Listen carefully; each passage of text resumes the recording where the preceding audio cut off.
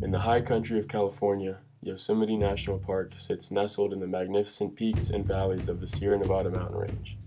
It is one of the most spectacular natural landscapes in the world.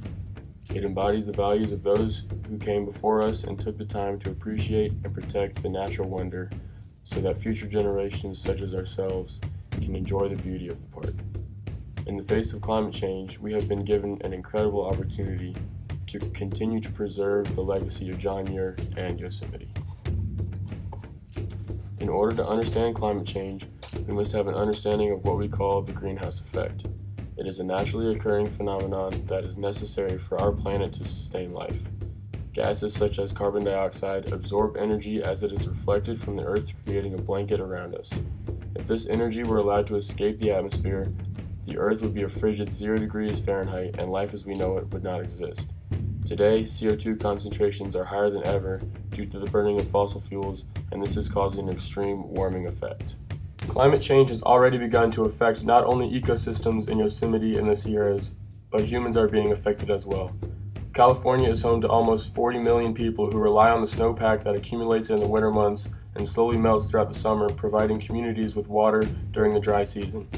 Snowpack this year is at 46% of the annual average, which fits the predictions made by climate change computer models, which predict a 50% reduction over the next 75 years. Temperature has already increased 1.5 degrees Fahrenheit and is predicted to rise another 3.5 degrees by the end of the century. With increased temperatures, we get more frequent and more extended drought periods, which bring extreme fires and climate conditions that the ecosystems aren't adapted to. In order to successfully adapt to climate change, we must make adaptations to fit our predictions and work with other agencies outside of the park's borders to implement these actions. The giant sequoias of Yosemite are the largest organism on Earth and are arguably the most spectacular.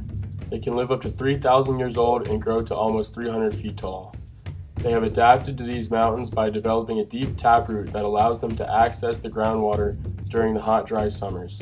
As snowpack and precipitation decrease, along with increasing temperatures, the groundwater is less and less accessible, putting tremendous stress on these trees. Sequoias are an extremely resilient species, but other trees aren't so lucky. California has already seen deaths of over 1 million trees in the subalpine range. These dead trees are prime fuels for intense fires to burn, which can wipe out entire groves. Sequoias are adapted to fire, but only in moderation. Low-intensity fires heat up the cones, which opens them, allowing the seeds to be dropped. It also burns the understory, clearing the ground and priming it for the seeds. Without fire, they cannot regenerate. So if we use prescribed fire to maintain low to moderate intensity burns in these areas, we can not only promote regrowth, but also reduce competition for what little water is left, allowing the target species to better survive. This is where transplanting comes in. After burning an area, we need to plant saplings that are about 2 to 3 years old because the seedling stage is the hardest time for these trees to establish themselves in the harsh, dry conditions. They must develop a taproot substantial enough to allow them to reach the groundwater.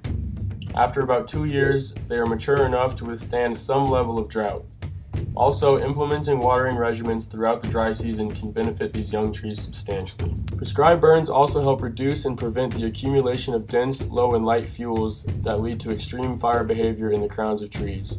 Not only do these intense fires kill trees, but the habitat can actually shift into a new stable state, from subalpine conifer to a lower elevation vegetation type such as chaparral or sage. By preventing these extreme fires, we can increase resistance to climate change. The Sierra Nevada bighorn sheep is a unique subspecies of the bighorn sheep that live only in the Sierras. Domestic sheep that grazed amongst the bighorns spread disease, almost causing them to go extinct. By 1995, there were only about 100 sheep left, and today they are still on the endangered species list with only 8 populations and a total of 400 animals throughout the entire Sierra Nevada range. The first and most obvious thing we can do is keep domesticated sheep and wild bighorn separate to reduce the risk of spreading pathogens.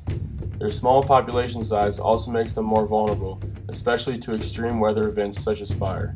Transplanting bighorn to new mountains to create more populations will help increase overall genetic diversity and increase the number of populations throughout the range. Similarly, pika, the smallest member of the rabbit family, live in the upper elevations of the mountains, but as temperatures rise, they are pushed up the mountain more and more. They have already seen an upward shift in pika over the past 10 years, and pretty soon they will simply run out of habitat. The best adaptation for these little guys is to transplant them to new mountains further north in the range, where temperatures are more suitable for them. These are only a few adaptations we can do for a few species. The biggest impact we have is right in front of us. Simple things like using less electricity and riding your bike more often help us reduce the impacts of climate change. And by showing that we care, we can influence others to make a change as well.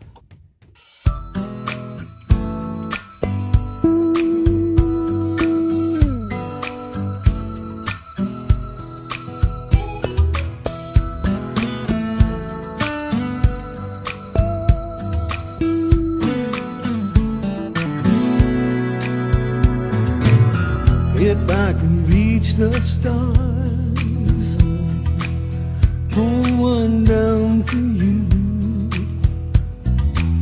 shining on my heart.